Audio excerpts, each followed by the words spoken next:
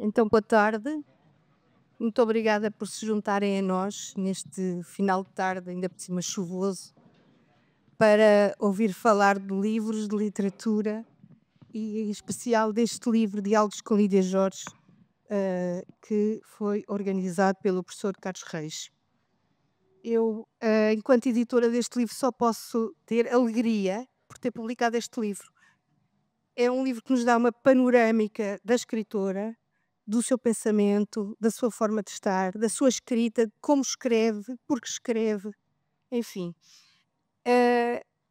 Um livro que não podia ser escrito, não podia ser escrito, sim, não podia ser sobre muitos outros escritores. É preciso pensar que nem todos os escritores têm um pensamento, uma obra, uma capacidade de ver o mundo e de observar o mundo como tem a Lídia Jorge. E eu agradeço-lhe muito ela ter aceitado o convite do professor Carlos Reis para fazer este livro e por confiar também no nosso trabalho. Eu não vou alongar-me, vai haver aqui um diálogo e ficarão a saber mais sobre o livro, naturalmente. Obrigada por estarem aqui.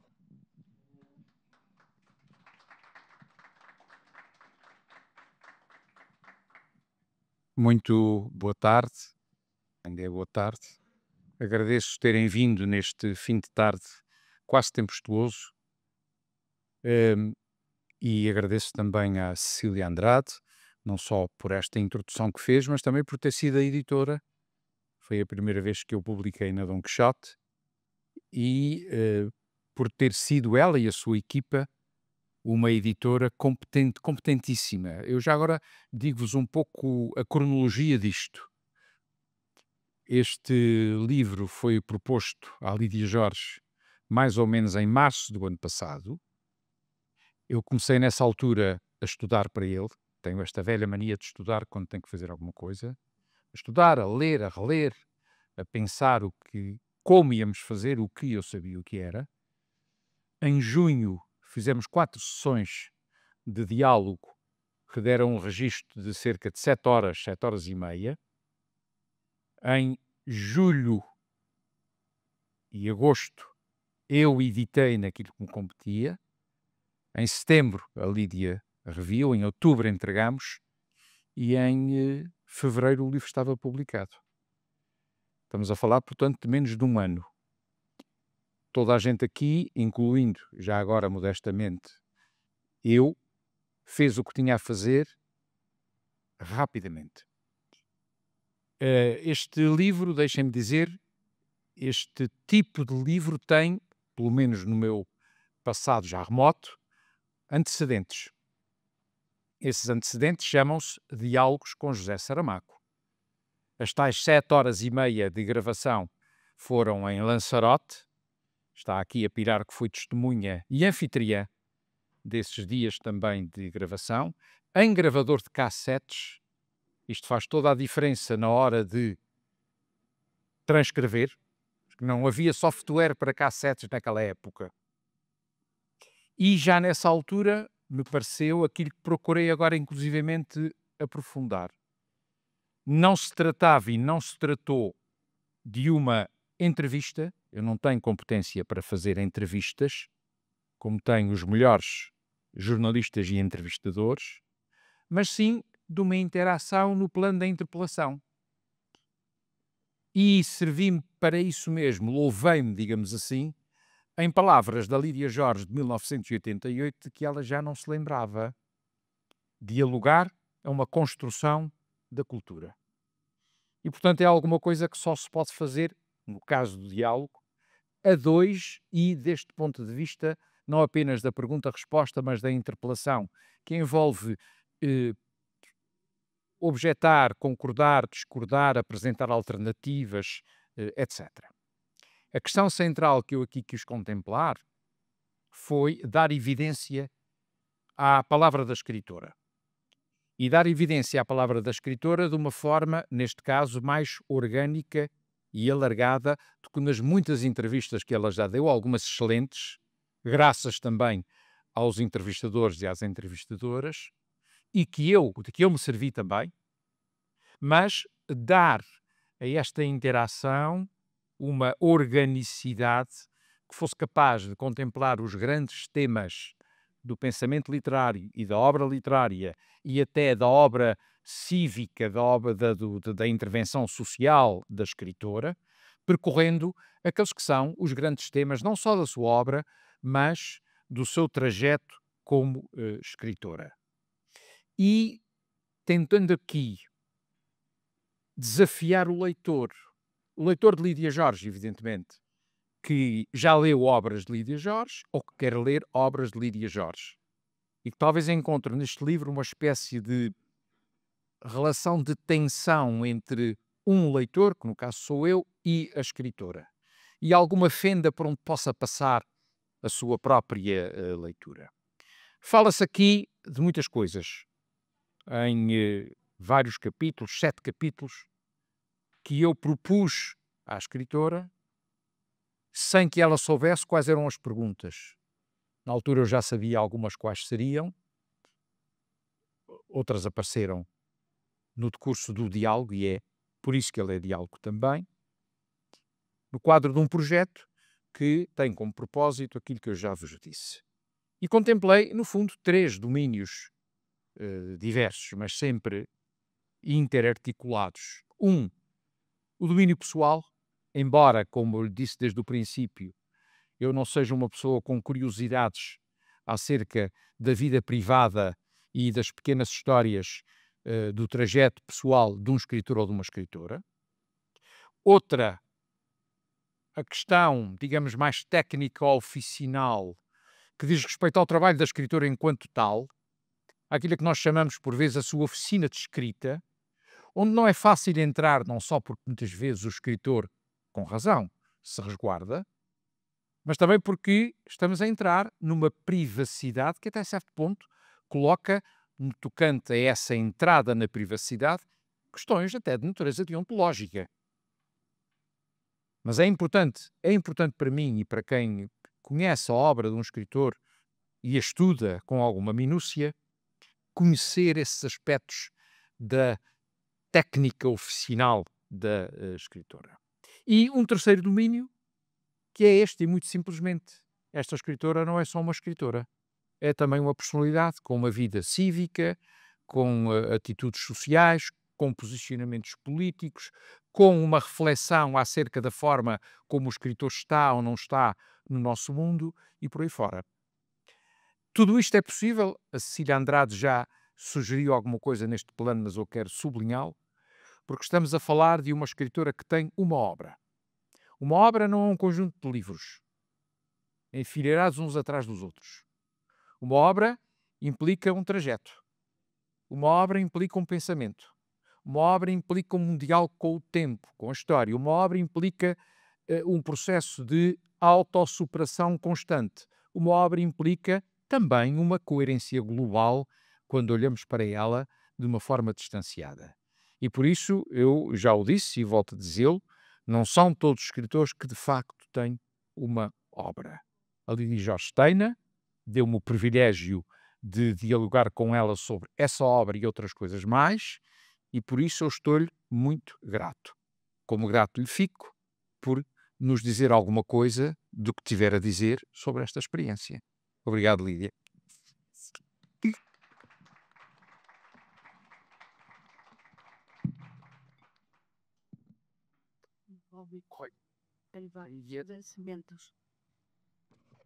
Tenho vários agradecimentos a formular.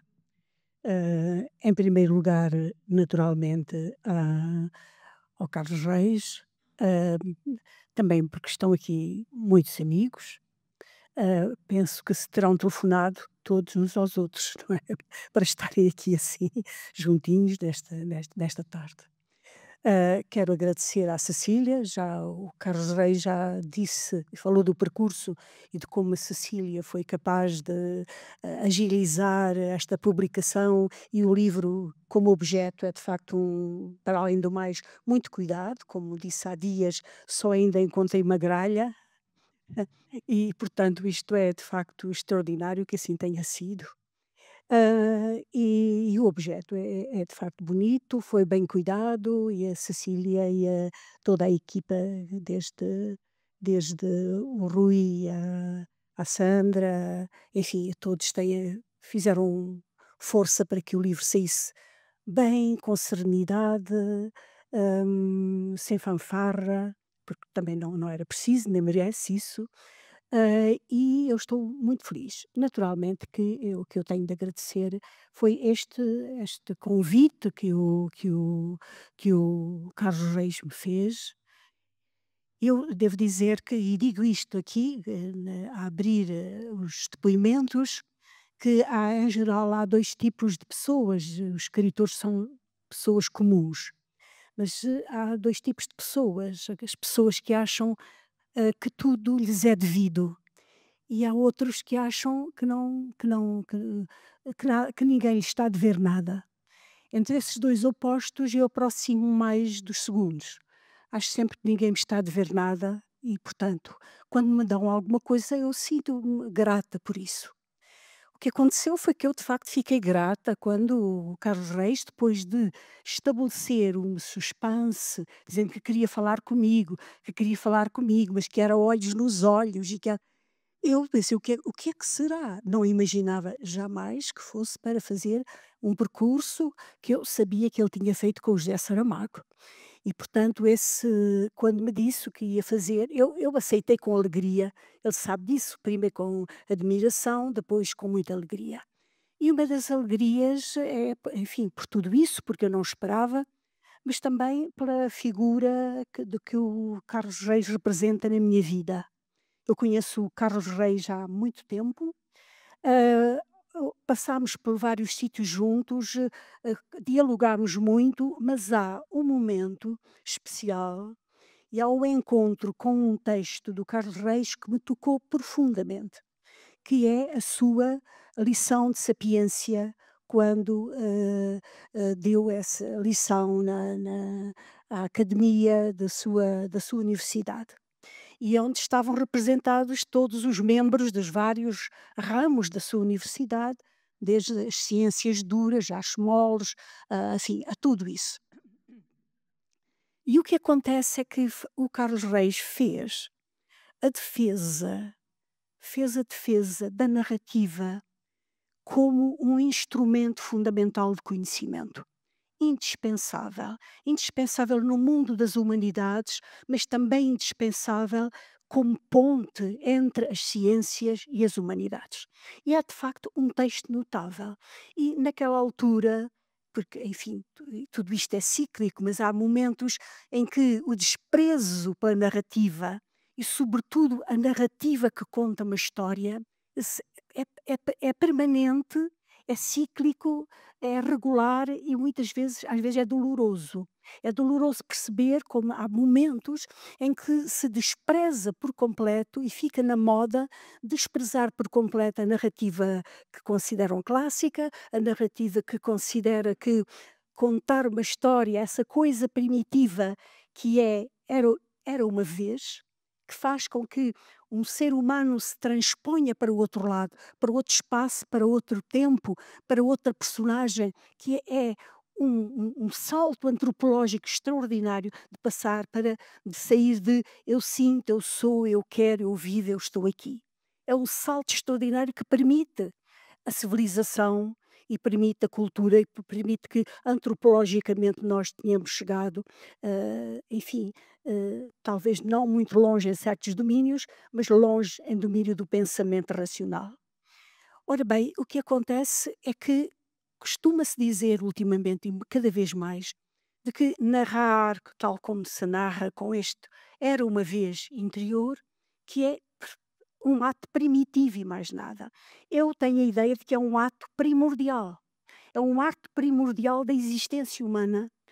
Imaginar uma história, contar uma história, desdobrar-se, multiplicar-se para o outro, ser tudo nesta vida, poder ser todas as espécies de seres humanos, mas também imaginar ser objetos inanimados, imaginar ser o mundo, imaginar ser casas, a vida inteira. Pois bem, o Carlos Reis, nesse livro, nessa lição que eu imprimi, guardei e às vezes releio, disse o seguinte, disse-me para mim: "Existe uma espécie de pessoas e tu pertences ao meu clã". E isso, eu na altura disse ao Carlos Reis isso mesmo, que tinha ficado, muito feliz com esse texto. É um texto, de central, que é pena não ser divulgado assim enfim, numa pagela, numa pequena, enfim, qualquer coisa que passasse pelas universidades, que se desse à porta da FNAC. É um texto que vale a pena. Ora bem, portanto, a pessoa de quem eu bebi isso, eu não estava a imaginar, não é? Não estava a imaginar que ele me convidasse para estes diálogos. E, lembro o seguinte, quer dizer, de facto, uma vez perguntaram-me num dos hum, testes, testes do Proust, o que é há sempre, as perguntas são imensas e depois já aquelas que são fatais, e uma delas é: "O que é que gostava de ser se não fosse o que é?". E eu disse que gostava de ser um porto de mar.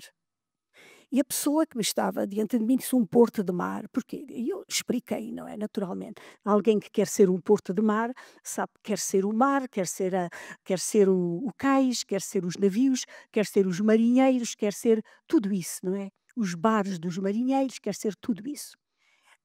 Essa resposta a jornalista deve ter achado que era tão estúpida que de facto não a publicou. Acontece que há pouco tempo eu li, o livro que a Isabel Lucas traduziu, o livro do Salman Rushdie, e a ele também lhe perguntaram uma vez o que é que ele queria ser, e ele disse uma coisa tão estúpida quanto a minha. Claro que nele tem outro alcance, obviamente, mas ele disse eu que queria ser uma cidade inteira. Ora, fiquei contente naturalmente, porque de facto há pessoas assim, que querem ser uma cidade inteira, que não querem ser só elas. E portanto, neste momento, quando o Carlos Reis me fez esta proposta, eu pensei: "Eu vou poder dizer todas estas coisas", e ele vai depois escolher o que achar que é razoável e o que não é razoável. E, entreguei-me a um jogo que foi interessantíssimo. Eu gostei imenso desses 4 dias, 3 dias e meio. E penso, foram 3 dias e 3 tardes e 4, 4. Foi um diálogo tão denso, tão intenso. Ele o Carlos Reis por vezes tem verrina, não é, e portanto sacudia-me, não acreditava no que eu estava a dizer, voltava para trás, mas a instigação foi imensa, foi enorme e foi, sem dúvida, posso dizer até hoje, o diálogo que eu tive prolongado, mais inteligente, que exigiu, ou pelo menos, não sei se foi inteligente, mas exigiu que eu envolvesse tudo. Humor, a minha inteligência, que não sei qual é, nunca medi, nunca quis confrontar-me com esse escalão extraordinário, não é? Não quero isso, não quero confrontar com uma numerologia que meça a inteligência, não quero, de modo nenhum. Mas a verdade é que foi um diálogo magnífico, foi um diálogo em junho, creio eu, final de junho, estava calor, mas, foi um tempo que passou sem dar por isso. No final, era o Carlos Reis que dizia: "Já chega". Portanto, eu nunca me cansei, verdade ou não? Pronto, eu nunca me cansei. Foi de facto, magnífico. E depois o texto estava assim, enfim, falámos, brincámos muito sobre isso, mesmo os e-mails que trocámos, eu perdi todos, mas diz que mantenho-os, foram muito engraçados, porque, sobretudo, os fizemos com muito humor. Então, o que eu tenho a dizer neste momento é agradecer imenso, o facto de ter este livro, que ainda por cima é um livro onde eu sinto que conto algumas coisas, privadas, mas, não tocam em nada de que eu não goste, ou que não tenha já sido dito, e portanto são apenas arredores de uma outra coisa, porque foi o nível do pensamento que nos interessou. Então, muito obrigada.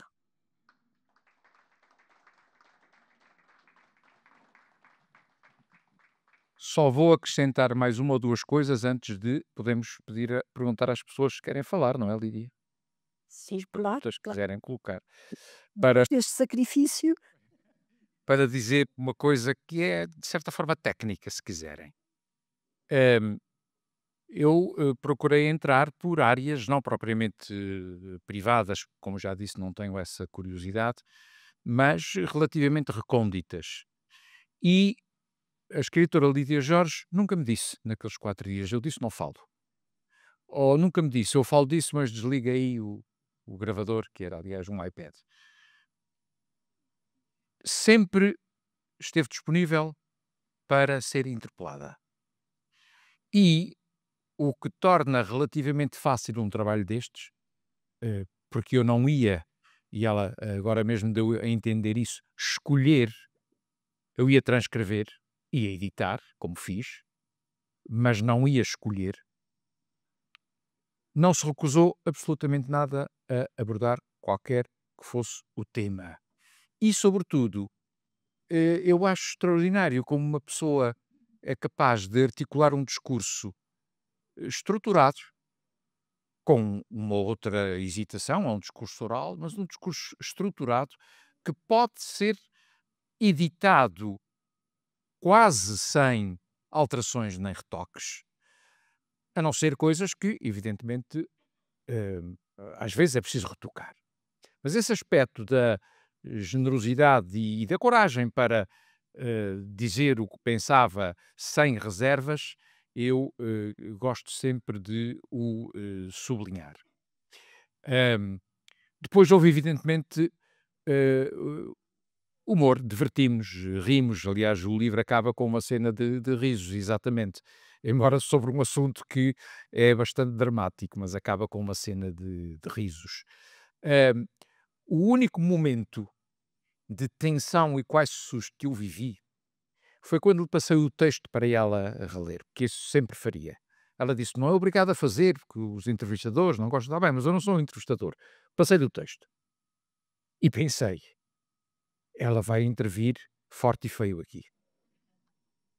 E ela quase que me assustou, porque me disse assim: não se preocupe, eu sou a raposa que entrou no galinheiro, mas só vou comer alguns pintainhos. E mesmo assim foram questões apenas de expressão, questões apenas de retoque formal praticamente, não, não retirou nada daquilo que eu temia que ela retirasse e eu temia que retirasse determinadas coisas. Não as retirou. E portanto, nesse aspecto, deu-me realmente um testemunho que eu espero que seja valioso, do lado dela é certamente, para quem quiser olhar para a obra da Lídia Jorge de outra forma. Eu tenho escrito algumas coisas e publicado sobre a Lídia Jorge, espero fazê-lo mais ainda, está na forja com a minha colega Sara Grunhagen, o essencial sobre a Lídia Jorge. Também a desafiei para a recolha de um outro tipo de textos, mas isso por agora fica só entre nós. Mas espero que o livro seja útil a quem estuda a obra da Lídia Jorge. E hoje a obra da Lídia Jorge é estudada em muitos lugares. Não se faz uma ideia, sobretudo no plano académico, quando se começa a vasculhar a memória da internet, o que está publicado e o que está por publicar ainda. Mas o que eu desejo é que este trabalho, desse ponto de vista da recepção, tenha a mesma recepção que teve os diálogos, ou que tiveram os diálogos com José Saramago. Porque eu também já escrevi algumas coisas sobre José Saramago, várias coisas, posso dizer quase muitas coisas, mas nenhum dos meus trabalhos é tão citado como esse. O que significa que há realmente um público de especialidade para este trabalho e há também um público leitor curioso por desfastio, sem programação prévia, que também se interessa por este trabalho. Só desejo é que ele tenha a mesma vida editorial que tiveram os diálogos com José Saramago, e até lá, certamente, já está a ser traduzido para espanhol e espero que apareça, esperamos que apareça antes da Feira do Livro de Madrid, e pronto.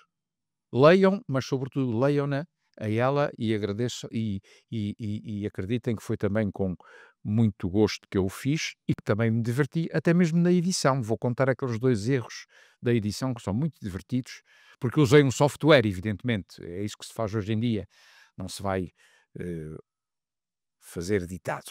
Só que o software às vezes engana-se.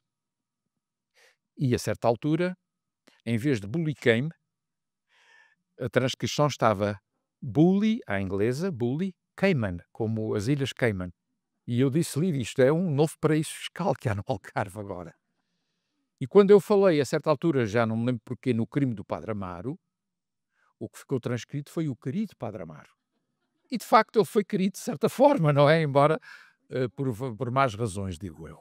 Portanto, quem quiser levantar alguma questão, cá está a Lídia Jorge, e eu agradeço de novo a ela e à vossa presença aqui. Eu posso acrescentar só mais uma coisa breve, é que sim, não, é porque há um aspecto que eu acho também interessante, é que este livro cedo sobre os meus livros e sobre mim, é um livro que, chama uma geração de escritores. Portanto, há aqui não é há uma relação, há uma chamada dos outros escritores, não é? E isso é interessante. Eu, lembrei-me que depois de ter aqui passado agora os olhos, daquele célebre, texto do Eduardo Lourenço, de 1966, que saiu no Tempo e o Modo, com o título Os Filhos de Álvaro de Campos, não é? Que é um texto muito interessante, não é? Sobre a questão do parricídio, os filhos, os escritores que vêm e que matam os pais. E a nossa geração foi uma geração de que manteve em conjunto e em simultâneo escritores mais velhos e escritores mais jovens e para além, digamos, de uma certa de animosidade entre 2 ou 3 pessoas, nós convivemos. Foi uma geração em que houve um convívio literário intenso, forte. Muito havia uma disputa intensa, uma disputa forte, mas era literária sobretudo. Literária que provinha de escolas, políticas do antigamente, que colocavam as pessoas, em patamares, em locais diferentes, em cadeiras diferentes, mas a literatura era o tema. Digamos, não eram os arredores da literatura, não eram as vendas, não era tudo isto que hoje move muitos escritores, na altura não era isso, era de facto as propostas literárias que estavam em causa. E nós não abordámos esse tema, mas de certa forma a inscrição, pelo facto de que se evoca desde o Lobo Antunes, Agostina, ao José Saramago, muitas vezes, e todos os outros, João de Mel e os outros escritores. De certa forma, acho que a conversa levou para essa inscrição e eu quero agradecer. Também uma outra coisa, e depois termino. Só para dizer o seguinte, é que muitas vezes os grandes ensaístas literários vivem com uma espécie de tristeza em relação, pelo facto de eles próprios não serem escritores da invenção. Isso acontece com Eduardo Lourenço, que estava permanentemente a dizer que só lia os poetas porque ele próprio não era poeta. E havia uma espécie de melancolia, de que ele não precisava nada de ser mais um poeta, nós precisávamos é que houvesse mais um ensaísta e um filósofo. Portanto, não interessava nada, não importava nada que ele não fosse um poeta, mas ele tinha essa nostalgia.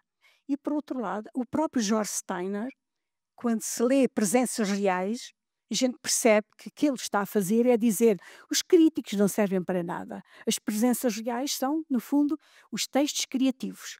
E há no Steiner uma espécie de raiva, digamos, e ali um mal-estar. Ora bem, o que eu encontro no Carlos Reis é que ele não tem essa melancolia.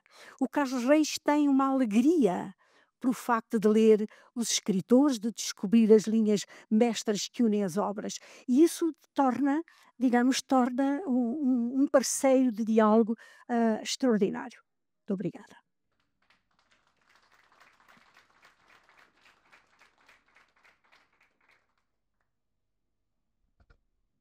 Gone.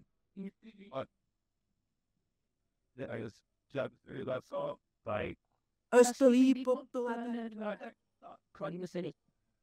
Está bem. Se ninguém mais.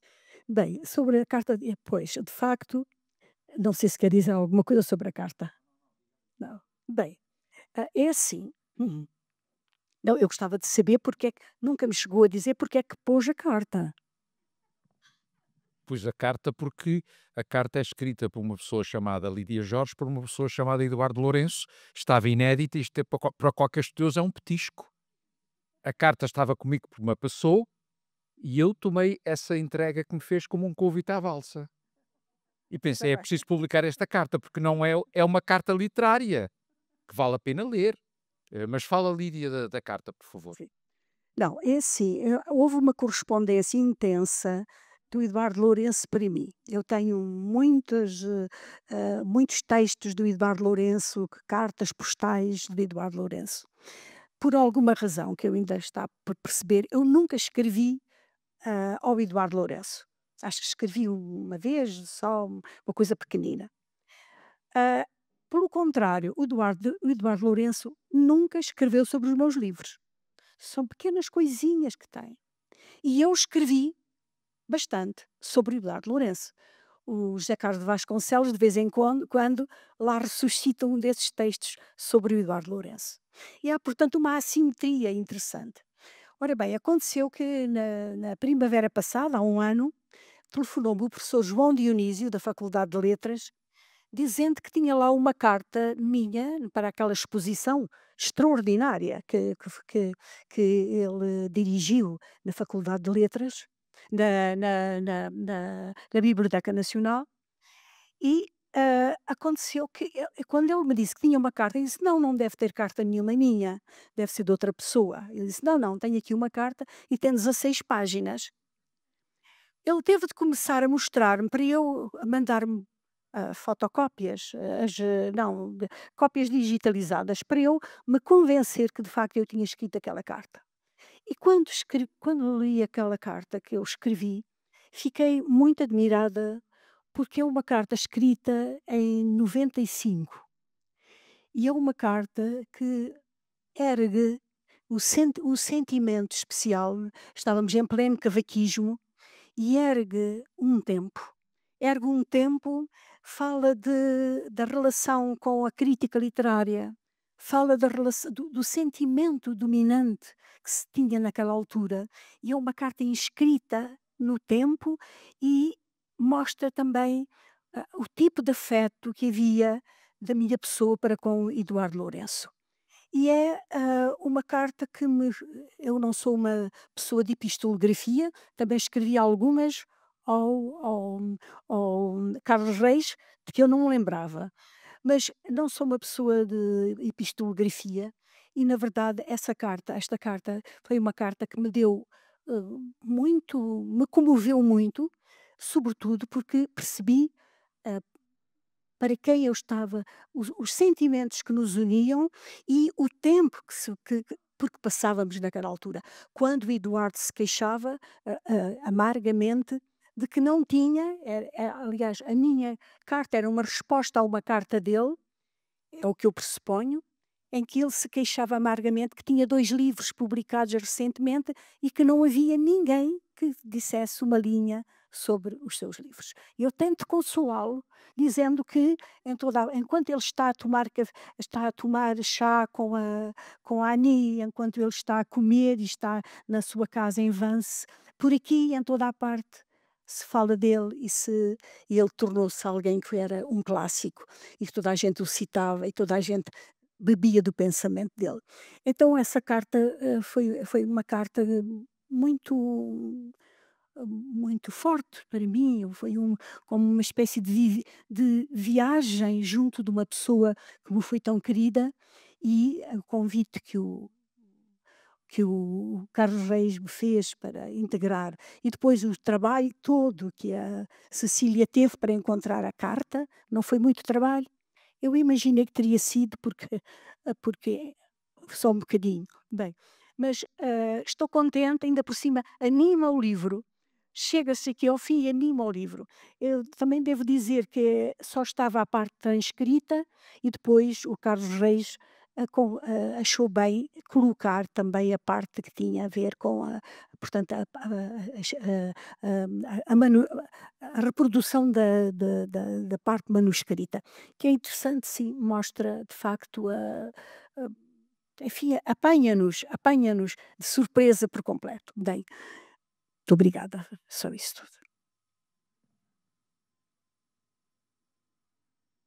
Bem, se não há perguntas, temos uma de duas soluções. Ou vamos embora, ou fazemos nós as perguntas ao auditório. Então toda a gente foge, não me diga isso. Não acredito. Pronto, se houver alguma pergunta que fique agora calada, amanhã há uma sessão semelhante a esta na FNAC em Coimbra. Façam favor de ir lá e fazem a pergunta.